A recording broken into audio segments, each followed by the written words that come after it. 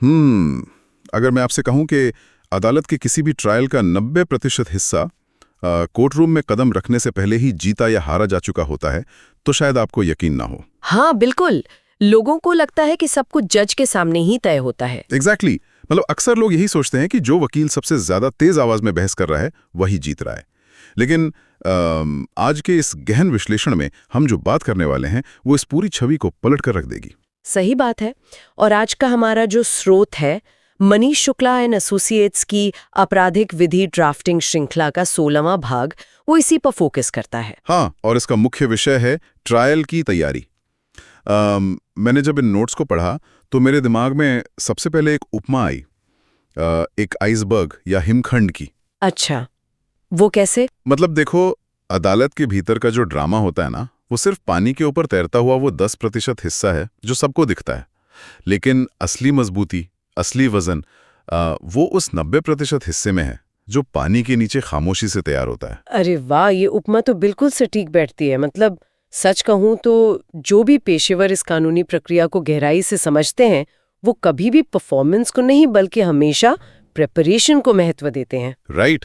लेकिन यार फिर ये फिल्मों और टीवी शोज ने हमारे दिमाग में क्या भर दिया है? वही तो, टीवी शोज में दिखाते हैं कि ट्रायल बस बोलने का खेल है। हाँ, मतलब हम तो हमेशा यही देखते आए हैं कि एक वकील आखिरी मिनट में कोर्ट में आता है, एक बहुत ही भावुक सा भाषण देता है और बस केस जीत जाता है। लेकिन स्रोत तो साफ कह रहा है कि जीत बोलने से नहीं मिलती। बिल्कुल नहीं मिलती। देखिए, अदालतें किसी चमत्कार या भावनाओं पर काम नहीं करती, वो चलती हैं ठोस सबूतों पर।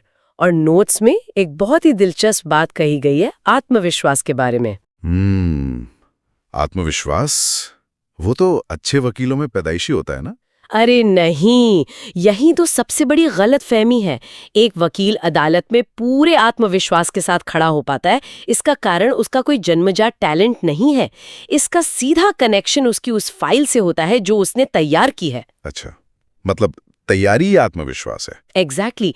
जब वकील को पता होता है कि विपक्षी वकील अगर कोई विशिष्ट दाव चलेगा तो उसे बेअसर करने वाला काउंटर तथ्य मेरी फाइल के किस पन्ने पर किस पैराग्राफ में मौजूद है, तो वो घबराता नहीं है। वाह, मतलब बिना तैयारी के अदालत में जाना तो बिना कवच के युद्ध में जाने जैसा हो गया।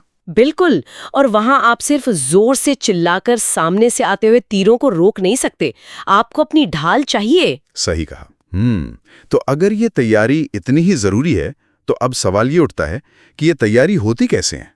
मतलब स्रोत में मनीष शुक्ला जी ने ट्रायल की तैयारी के 3 मजबूत स्तंभ बताए हैं। हाँ, 3 बहुत ही अहम पिलर्स, गवाह, दस्तावेज और जिरा।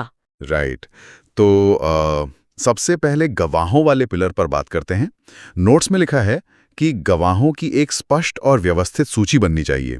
ये तो बहुत बेसिक सी बात लग रही है ना, बस नाम ही तो लिखने हैं।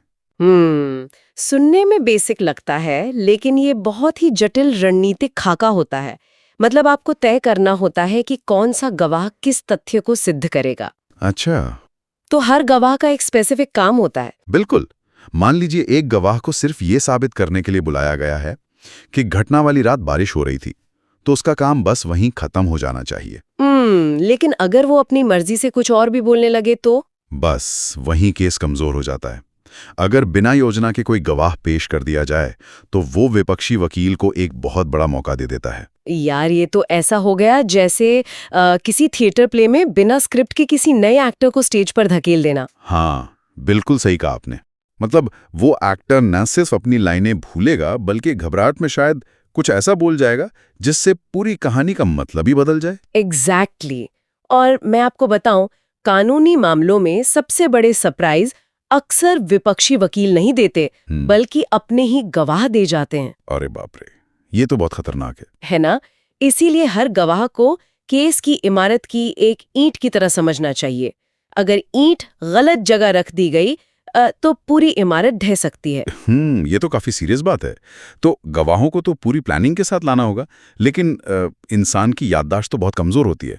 शायद इसीलिए हमें दस्तावेजों की जरूरत पड़ती है, जो हमारा दूसरा स्तंभ है। बिल्कुल।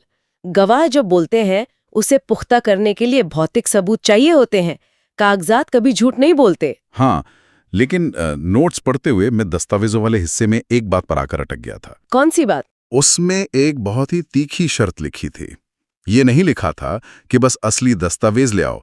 उसमें जोर देकर कहा गया है कि दस्तावेज सही समय पर प्रस्तुत होने चाहिए। हाँ, टाइमिंग बहुत जरूरी है। तो मेरा सवाल ये है कि क्या ऐसा हो सकता है कि एक बिल्कुल सही और 100% सच्चा दस्तावेज भी अगर गलत समय पर पेश किया जाए तो वो अपना कानूनी प्रभाव खो दे? मैं कहूंगी 100% ऐसा हो सकता है, और अक्सर नए वकीलों से यही गलती होती है। अच्छा, ऐसा क्यों? सच तो सच है ना, वो कभी भी बताया जाए। नहीं, कानूनी भाषा में इसे आधार तैयार करना या लेइंग द फाउंडेशन कहते हैं। देखिए, जज केस की शुरुआत में एक कोरी स्लेट की तरह होते हैं। उन्हें आपके केस की कहानी नहीं पता। सही बात है। अब मान लीजिए धोखाधड़ी के किसी केस में एक बहुत ही महत्वपूर्ण बैंक स्टेटमेंट है। अगर वो स्टेटमेंट केस के पहले ही दिन बिना किसी संदर्भ के जज के सामने रख दिया जाए तो क्या होगा? जज को समझ ही नहीं आएगा। वो सोचेंगे कि ये कागज कहाँ से आया, इसे किसने निकाला, और इस पूरी कहानी में इसका मतलब क्या है। वो शून्य में लटक जाएगा। मतलब ये तो किसी सस्पेंस फिल्म की तरह हो गया। अगर फिल्म का जो सबसे बड़ा क्लाइमैक्स है वो इंटरवल से पहले ही दिखा दिया जाए तो ना तो वो समझ आएगा और ना ही उसका कोई इम्पैक्ट रहेगा। बिल्कुल। क्या सटीक उदाहरण दिया है आपने, और इसका उल्टा भी उतना ही सच है। उल्टा कैसे? मतलब अगर कोई वकील उस बैंक स्टेटमेंट को तब पेश करता है जब उससे जुड़े सारे गवाहों की गवाही खत्म हो चुकी है और केस अंतिम चरण में है। ओह, तो जज उसे एक आफ्टर थॉट या बाद में गढ़ी गई कहानी मान सकते हैं? एग्जैक्टली। एक बिल्कुल सही दस्तावेज भी अगर तथ्यों के क्रम से कट कर पेश हो तो वो प्रभावहीन हो जाता है। अदालत में सिर्फ सच होना काफी नहीं है, उस सच का तार्किक क्रम में आना जरूरी है। यार, ये तो बहुत ही माइक्रो लेवल की प्लानिंग है। तो गवाह तैयार हो गए और दस्तावेज भी तरतीब से लग गए। मतलब हमने अपना किला मजबूत कर लिया है। हाँ, अपना किला तो बन गया, लेकिन सामने वाला भी तो किला बना के बैठा है ना। बिल्कुल बैठा है। तो अब बारी आती है विपक्षी की केस को तोड़ने की, और यहीं पर एंट्री होती है हमारे तीसरे और सबसे आक्रामक स्तंभ की, जिरह, जिसे क्रॉस एग्जामिनेशन भी कहते हैं। हाँ, और अमन बाजपेयी जी के अनुसार वादी के गवाहों की जिरह ट्रायल का सबसे महत्वपूर्ण हिस्सा है। इसका असली मकसद होता है अभियोजन पक्ष के केस की सच्चाई को परखना। सच्चाई को परखना मतलब विरोधाभास निकालना। बिल्कुल, विरोधाभास यानी कॉन्ट्रडिक्शंस और कमियों को उजागर करना, और इसके लिए एक बहुत ही तगड़ी रणनीति चाहिए होती है। रणनीति किस तरह की? क्या सिर्फ सवाल ही तो पूछना है? नहीं, सिर्फ सवाल पूछना नहीं है। आपको तय करना होता है कि कौन से प्रश्न पूछने हैं, किस क्रम में पूछने हैं, और गवाह के बयान में अंतर कैसे दिखाना है। ये मनोविज्ञान का खेल है। अरे वाह, ये तो लिटरली शतरंज के खेल की तरह लग रहा है। मतलब जिरह में आप ना केवल अपनी चाल चलते हैं, बल्कि विपक्षी के गवाहों के बयानों में जो विरोधाभास छिपे हैं उनका इस्तेमाल उन्हीं के खिलाफ करते हैं। सही कहा। और मुझे लगता है कि सवाल पूछने का जो क्रम है वो यहाँ एक जादुई चाबी का काम करता है। एकदम सही पकड़े हैं आप। लेकिन मैं इसमें एक और चीज जोड़ना चाहूंगी जो अमन बाजपेयी जी के विश्लेषण से निकल कर आती है। क्या? जिरह में सबसे बड़ी कला ये जानना नहीं है कि क्या पूछना है, सबसे बड़ी कला ये जानना है कि कौन सा सवाल नहीं पूछना है। Wait, seriously? नहीं पूछने वाला सवाल? हाँ, अदालत में कभी भी कोई ऐसा ओपन एंडेड सवाल नहीं पूछना चाहिए जिसका जवाब आपको पहले से पता ना हो। मतलब जैसे अगर वकील पूछ ले कि फिर वहां क्या हुआ, तो ये गलत होगा। ये एक आत्मघाती कदम हो सकता है।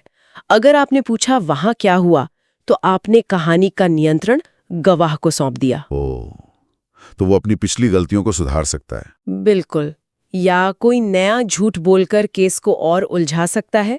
इसीलिए कुशल जिरह में सवाल ऐसे होते हैं जो गवाह को सिर्फ हाँ या ना में जवाब देने पर मजबूर करते हैं। मतलब वकील गवाह को उसी संकरे रास्ते पर चलाता है जो उसने खुद तैयार किया है। विरोधाभास पकड़े नहीं जाते, पैदा किए जाते हैं। अमेजिंग। एग्जैक्टली। ये बहुत ही निर्मम प्रक्रिया है। यार, ये रणनीति, ये मनोविज्ञान, ये सब सुनने में तो बहुत ही सॉलिड लग रहा है, लेकिन इसे जमीन पर कैसे लागू करें? स्रोत के आखिरी हिस्से में एक चेकलिस्ट दी गई है ना? हाँ, सफलता की एक बहुत ही स्पष्ट चेकलिस्ट है। गवाहों की सूची पहले से तैयार हो, सभी दस्तावेज व्यवस्थित हो, जिरह के प्रश्नों की रणनीति तैयार हो, और चौथा पॉइंट मुझे थोड़ा हैरान कर गया। कौन सा? समन्वय वाला। हाँ, उसमें लिखा है कि हर स्टेप पर अपने अधिवक्ता के साथ समन्वय या कोऑर्डिनेशन हो। मतलब मुझे समझ नहीं आया, क्या एक बार वकील को केस सौंप देने के बाद जिम्मेदारी खत्म नहीं हो जाती? हमने फीस दे दी, अब वकील लड़ेगा। हाँ, यही तो सुख से आम गलतफहमी है और यही केस हारने का सबसे बड़ा कारण भी बनती है। अच्छा, तो ये समन्वय इतना जरूरी क्यों है? देखिए, कानूनी प्रक्रिया कोई ऐसा काम नहीं है जो आप बस आउटसोर्स कर दें। ये एक टीम वर्क है। वकील अदालत का, कानून का विशेषज्ञ हो सकता है, लेकिन तथ्यों का असली मालिक मुवक्किल ही होता है।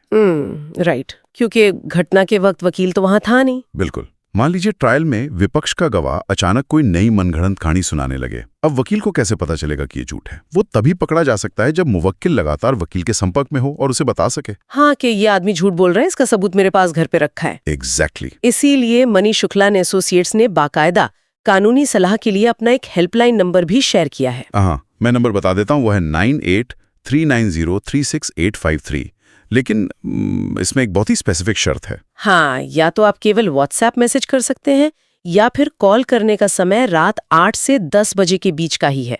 ये रात 8 से 10 बजे का टाइम है, ये थोड़ा अजीब नहीं है? ऑफिस टाइम में क्यों नहीं? ये अजीब नहीं है, ये इस पेशे की असलियत है। दिन का पूरा समय तो अदालतों की भागदौड़ और बहसों में निकल जाता है। सही बात है। एक वकील के लिए रणनीति बनाने का, मुवक्किल से बात करने का और उन दस्तावेजों के चक्रव्यूह को सुलझाने का असली काम रात में ही होता है। वाह, मतलब ये रात का समय ही वो खामोश तैयारी है जिसकी बात हमने शुरू में की थी। बिल्कुल, यही वो पानी के नीचे वाला 90% आइसबर्ग है। तो अगर मैं इस पूरे विश्लेषण का सार निकालूं, तो ट्रायल जीतना अदालत में तेज आवाज में बोलने का खेल तो बिल्कुल नहीं है। एकदम नहीं। ये तो पहले से की गई सूक्ष्म रणनीति, गवाहों के मैट्रिक्स और दस्तावेजों को सही क्रम में लगाने का परिणाम है। सही कहा आपने। और स्रोत के अंत में ये भी इजारा किया गया है कि इस आपराधिक विधि ड्राफ्टिंग श्रृंखला का जो अगला भाग होगा, हाँ, अगला भाग जिरह की कला पर आधारित होगा। बिल्कुल, जिसमें ये बताया जाएगा कि कैसे ऐसे सवाल पूछें जो पूरे केस की दिशा ही पलट दें। अदालत के असली खेल के गुर वहां सिखाए जाएंगे। मैं तो उस एपिसोड, मेरा मतलब है उस चर्चा का बेसब्री से इंतजार करूंगा।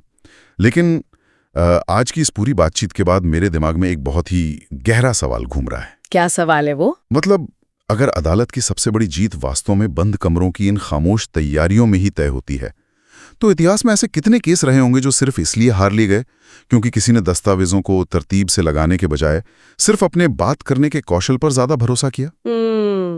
ये तो बहुत ही गहरा विचार है ना? ऐसा लगता है कि अदालतें शायद सिर्फ न्याय नहीं करती, वे इस बात का फैसला भी करती हैं कि कौन सी सच्चाई सबसे बेहतर तरीके से तैयार की गई है। बिल्कुल, सच्चाई को भी एक मजबूत आधार की जरूरत होती है। तो इसी विचार के साथ हम आज के इस गहन विश्लेषण को यहीं रोकते हैं। सोचने के लिए ये काफी है कि असली लड़ाई कोर्टरूम में नहीं, फाइलों के पन्नों के बीच लड़ी जाती है।